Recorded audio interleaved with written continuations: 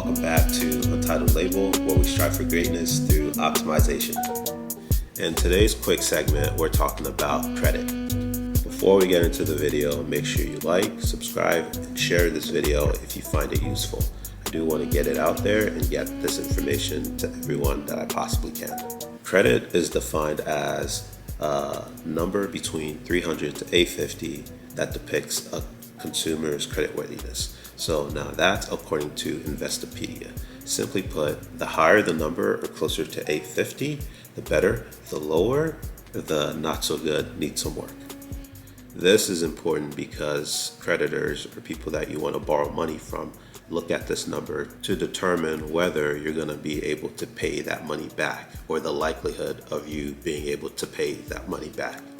Now, these factors are payment history, total amount owed, length of credit history, types of credit, and new credit. It's important to note that some of these have higher weights, meaning some of these factors are more important than others. By this, I mean payment history counts for 35% of the credit score. Tying into credit is interest rate. Interest rate is the amount a lender charges a borrower and is a percentage of the principal on the amount owed. Simply put, that's what you're paying them for borrowing the amount of money. They're taking a percentage of the amount that you borrowed and you're paying on top of that, if that makes sense. This is important because when you invest, it's the opposite of that. You're getting paid for investing. Different things that you borrow money for are going to have different interest rates. So you have low interest rate, high interest rate. Depending on how the economy is doing, that's going to vary.